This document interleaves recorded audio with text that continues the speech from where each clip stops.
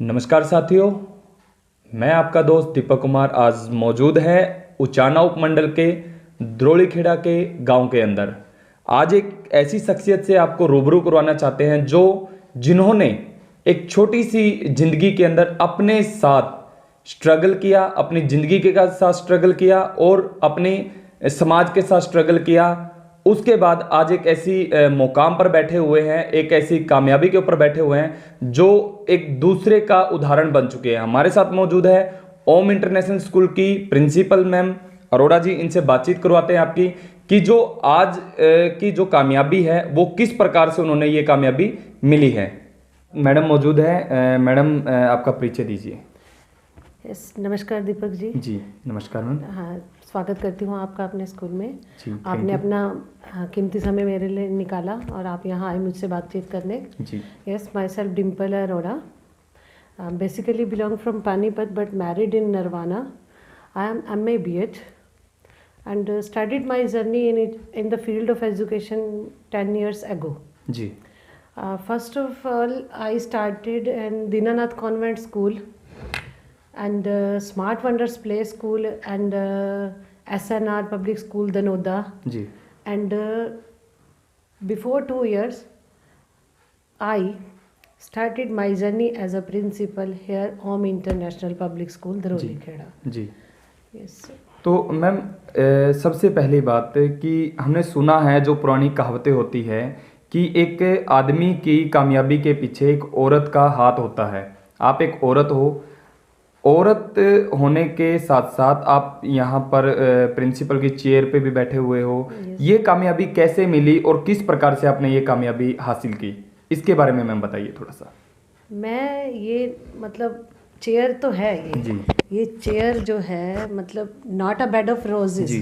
मतलब इस चेयर के लिए भी हमें बहुत डेडिकेशन से वर्क करना पड़ता है, स्ट्रगल बहुत ज़्यादा करना बहुत पड़ता है। ज़्यादा स्ट्रगल। मतलब 10 ईयर जो मुझे टीचिंग में रहा, मैंने साथ साथ स्टडी भी किया, MA भी की, B.Ed भी किया।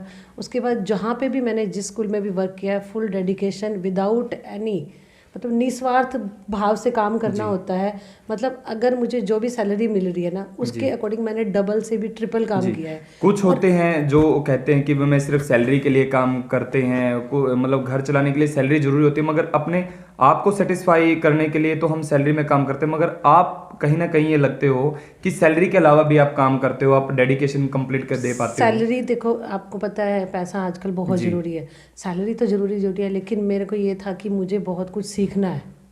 तो जहाँ पे मैंने सबसे पहले वर्क किया था उन्होंने मुझे पहले ही साल में पहचान लिया था कि Dimple you are not working for money, you are not working. मैंने आप वो कह रहे थे प्रिंसिपल कि मैंने आपके अंदर एक अलग सा डेडिकेशन जज्बा देखा है, आप बहुत जज्बा देखा है करना चाहते हो, लर्न मतलब कुछ सीखने के लिए आप आए हो। तो उन्हीं बातों को मैंने टच किया। उन्होंने ही मुझे सबसे पहले स्टेज पर आने का मौका भी दिया, एंकरिंग करने के लिए उन्होंने मुझे मोटिवेट किया। मतलब मेरे टच में ऐसे ऐसे लोग आते गए जो मुझे बहुत ज़्यादा मोटिवेट करते गए। तो आगे आगे मेरे को तो आज आप अपनी कामयाबी का श्रेय किसको देना चाहेंगे? सबसे ज़्यादा कामयाबी का श्रेय देखो घर से ही शुरू होता है, क्योंकि अगर हस्बैंड या ससुराल वाले या परिवार वाले हौसला ना देते, घर से बाहर निकल परमिशन ना देते, तो ये चीज़ ना मिलती। पढ़ाई ना करती तब भी ये कुछ ना मिलता। उन्होंने मुझे परमिशन दी पहले स्टडी करने के लिए, फिर साथ में ब्रदर्स, एक्चुअली जो मेरे ब्रदर्स हैं वो मुझे बहुत सपोर्ट करते हैं। मतलब मैं अपने पापा से जो बहुत ज़्यादा अटैच थी, मेरे पापा जब चले गए उसके बाद मेरे ब्रदर्स ने, मेरे मदर ने, ब्रदर ने, भाभी, सब ने मुझे बहुत ज़्यादा संभाला। जहाँ पर मैं नीचे गिरने लगी मुझे आकर एकदम भी कर सकती है, तो हस्बैंड है इतने ज़्यादा सपोर्ट करते हैं। मतलब मैं बाहर आ रही हूँ, मेरे पूरा दिन लग रहा है तो वो किचन संभाल लेते हैं सारी। मतलब जो एक औरत का काम होता है कि परिवार को भी संभालना है, बच्चों को भी संभालना है और किचन का जो काम होता है वो भी संभालना है। तो आपका कहने का मतलब कि आप जॉब करते हो और आपका जो हस्बैंड है वो घर का सारा काम कर लेता है। एक बाहर वो अपना अर्निंग भी करते हैं, काम भी करते हैं, बट उसके बावजूद भी वो आकर मेरा किचन में हाथ भी बटाते थे भी हाँ इसको बाहर जाना है, इसको कुछ करना है, तू कर। तो मैडम शुरुआत कैसे हुई आपकी? मतलब कहाँ से ये जज्बा पैदा हुआ आपके अंदर कि एक प्रिंसिपल बनना है, एक टीचिंग लाइन में जाना है या एक कामयाब औरत बनना है? किस प्रकार से? बहुत अच्छा क्वेश्चन है ये, वेरी नाइस। ये ज़रूर बताना चाहूँगी, कई बार मैं भी खुद सोचती हूँ कि मेरे से ज़्यादा एक्सपीरियंस वाले लोग बैठे हैं लेकिन वो नहीं पहुँच पा रहे, तो कैसे? पता है क्या, जब मैं मतलब स्कूल में रेडी होके जाती थी, बच्चे मेरे साथ इतने ज़्यादा अटैच होते थे कि वो कहते थे कि मैम आप हमारे प्रिंसिपल होने चाहिए थे, आप हमारे प्रिंसिपल। मतलब मैंने रेडी होकर जाना तो वो मुझसे मेरे आसपास ऐसे घर कर खड़े हो जाते थे, छोटी छोटी बात के लिए भी मैम मैम मैम, मतलब कई बार तो उनके मैम मैम करते करते मम्मा भी निकल आता था। तो मैंने कहा अगर बच्चे मुझे प्रिंसिपल के रूप में देखना चाहते हैं तो मुझे क्यों नहीं क्यों ना, मतलब आपने अपने आप से ही जिद की। देखिए जो पहले मतलब काफी बार हमने सुना भी है कि जिद करनी गलत होती है, मगर खुद से जिद की जाए तो कामयाबी भी मिल सकती है, और आप उसका आज जीता जागता एक सबूत बन चुके हो। और वाकई सही बात है, जिद जब खुद से की जाए तो वो कामयाबी तक पहुंचा भी देती है। और ऐसा ही मेरे को लगता है कि मेरे साथ हुआ है, क्योंकि मैंने ये प्रिंसिपल बनने की ठान ली थी। शायद क्या पता लेट भी हो जाती मैं इस जिद में भी, क्योंकि मैंने पहले कहीं और ऑफ़र अपना लिया, लेकिन जैसे ही ओम इंटरनेशनल की तरफ से मुझे ये ऑफ़र आया, मैंने झट से उसको एक्सेप्ट कर लिया, क्योंकि ये मेरा एक ड्रीम था। तो उस ड्रीम को फॉलो करते हुए मैंने फटाफट उस पर हाँ की, बाकी सब कुछ भूलकर मैं यहाँ चेयर पर आकर। मैंने देखा जाए कि पिछले 3-4 महीने की हम बात करें तो जो सोशल मीडिया प्लेटफॉर्म है या हम न्यूज़पेपर देखते हैं, तो ओम इंटरनेशनल स्कूल की जो प्रिंसिपल आप हो, तो आपका काफ़ी नाम सामने आया है, आपको काफ़ी सम्मान मिला है सरकार के द्वारा भी, एनजीओ के द्वारा भी, तो आपको सम्मानित किया गया है।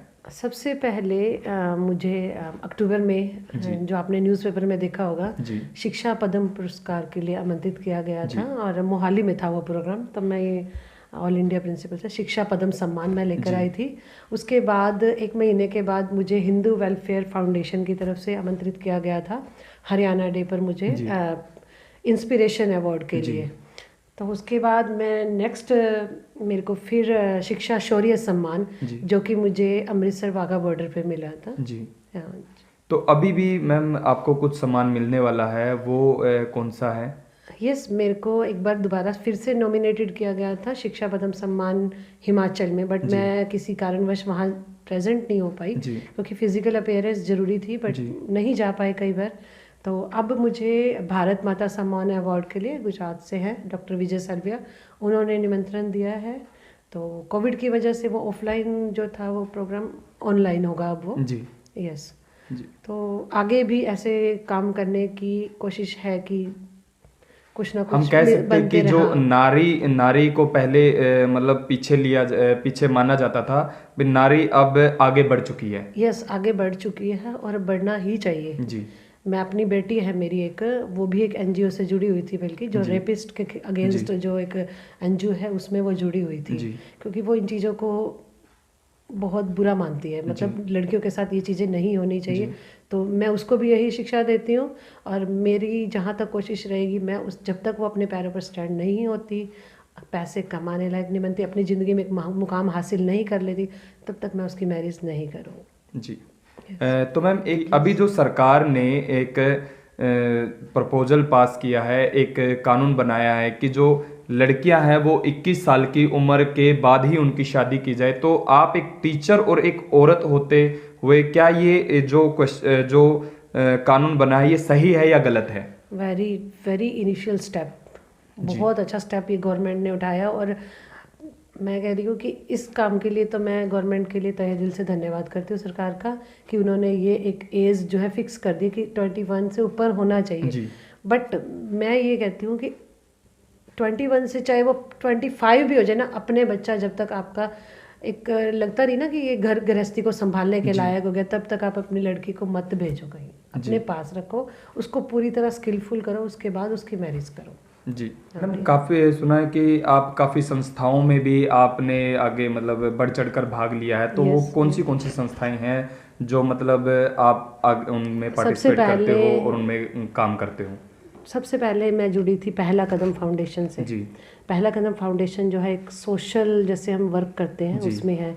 हमारे जो प्रधान जी हैं, मतलब जो हेड हैं राजेश वशिष्ठ जी, बहुत ज़्यादा दूसरों की सेवा करने के लिए हमें भी प्रोत्साहित करते हैं अच्छे अच्छे काम करने के लिए, तो उनके साथ जुड़ी। फिर उसके बाद मैं हिंदू वेलफेयर फाउंडेशन है पानीपत में, उनके साथ जुड़ी। फिर आईपा है ऑल इंडिया प्रिंसिपल एसोसिएशन। जी इससे मैं जुड़ी, मतलब नवदीप भारद्वाज जी जो हैं यहाँ प्रेसिडेंट हैं, उन्होंने जी। मुझे इस ग्रुप के साथ जो जी। ऐड किया, और उसके बाद मुझे मतलब मेरे काम को देखते हुए एक अवार्ड, फिर यहाँ पे तो सेकंड आपको अवार्ड कुछ पद भी है आपका यहाँ पर जो यस मैं AIPA है जो यस आपका। यस यस है, डिस्ट्रिक्ट जींद से मैं वाइस प्रेसिडेंट हूँ आईपा जी। के। यस एक औरत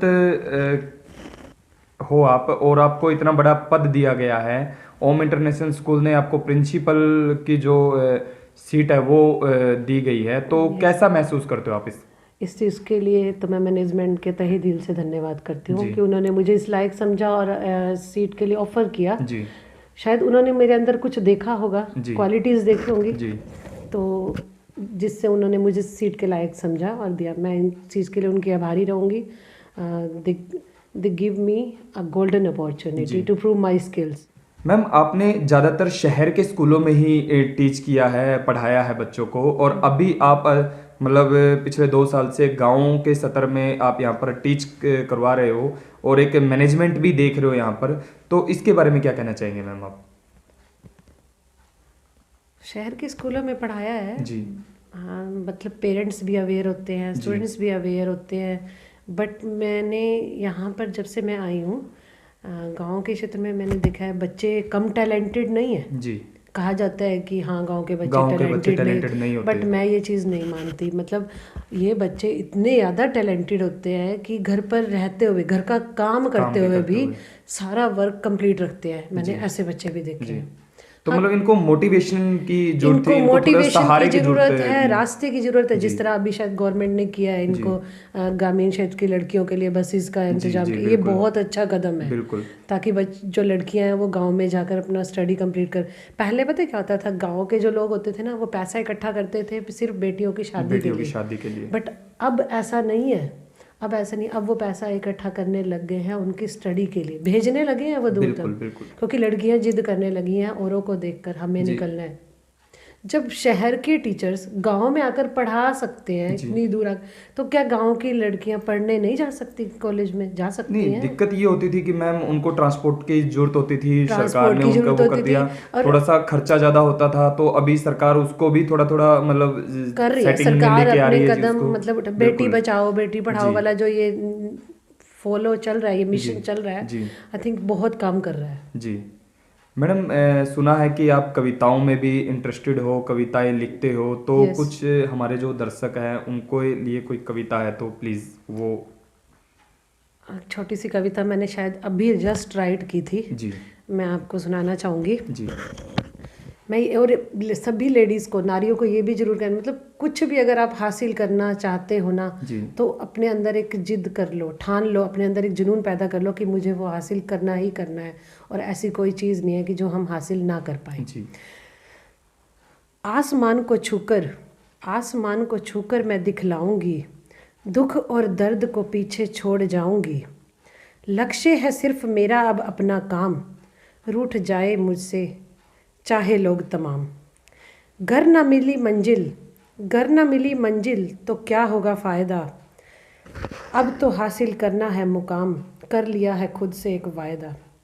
मरते दम तक करती रहूँगी जद्दोजहद, पहुँच ना जाऊँ जब तक मंजिले सरहद। क्या बात है मैम, बहुत अच्छा। और अपनी मंजिल पर एक दिन हर कोई पहुंच जाएगा जी, अगर वो अपने से जैसे जुट आज के। आप अपनी मंजिल पर पहुंच चुके हो, क्योंकि आपका एक टारगेट था, आपका एक लक्ष्य था कि मुझे प्रिंसिपल बनना है, और आप आज बन भी चुके हो। बन चुकी हूँ जी प्रिंसिपल, बट प्रिंसिपल सिर्फ बनने से ही मेरी जिम्मेवारी खत्म नहीं हो जाती, जिम्मेवारियां और बढ़ गई है अभी। और बढ़ गई हैं। और जिन लोगों ने मुझे मतलब इतना अच्छा मौका दिया, जी अपॉर्चुनिटी दी है, जी उनको मैंने साबित भी उनको करके साबित दिखाना है। करके दिखाना है जी कि मेरे अंदर क्या क्वालिटीज़ है, जी जो उन्होंने मेरे को यहाँ पर सीट दिया, उस पर मैं खरी उतर के दिखाऊंगी, और जी उनके स्कूल को चाना क्षेत्र के अंदर, नरवाना क्षेत्र के अंदर बेस्ट स्कूल बना के जी। दिखाऊंगी। मैम, अंत में एक क्वेश्चन और रहेगा आपको आपसे कि कोविड की जो महामारी है, इसके लिए आप हमारे व्यूवर्स है जो, उनको क्या गाइडलाइन देना चाहेंगे, क्या संदेश देना चाहेंगे? अभी आप स्कूल्स को देखते हुए अगर मैं ये क्वेश्चन बोलूँ जी तो मतलब I am not satisfied with this system. मतलब बच्चे जो है वो स्टडी से बिल्कुल दूर हो रहे हैं जी। अगर सब कुछ हो रहा है, अगर लोग चुनाव की रैलियों में जा रहे हैं, मॉल्स में जा रहे हैं, मार्केट में जा रहे हैं, सब कुछ ओपन है, तो बिल्कुल स्कूल की तरफ मतलब ऐसा रूखा व्यवहार नहीं करना चाहिए गवर्नमेंट को। एटलीस्ट 50% प्रेजेंट्स के साथ बच्चों को स्कूल में आने देना चाहिए। पूरी गाइडलाइन फॉलो की जाएगी, हर एक चीज़ फॉलो की जाएगी जो भी गवर्नमेंट की तरफ से इंस्ट्रक्शन है, बट स्कूल जो है ओपन रखे जाएं प्लीज़। ये हमारी रिक्वेस्ट है अपने स्कूल की तरफ से। एंड मैं तो बल्कि कहूँगी कि सभी स्कूलों की तरफ से मैं ये फरियाद करती हूँ गवर्नमेंट को कि प्लीज़ स्कूल्स की तरफ ऐसा रूखा व्यवहार ना किया जाए। जी, हमारे साथ अभी अरोड़ा मैम मौजूद थे। इन्होंने जो अपने साथ एक जिद की, एक जुनून था इनके अंदर कि मुझे ये चीज़ बननी है, ये चीज़ मुझे मुकाम पाना है, और ये आज ये पा भी चुके हैं। इसी प्रकार के वीडियो को देखने के लिए जल्द से जल्द हमारे चैनल को लाइक, सब्सक्राइब और फॉलो जरूर करें। नेक्स्ट वीडियो के साथ मिलते हैं। जय हिंद।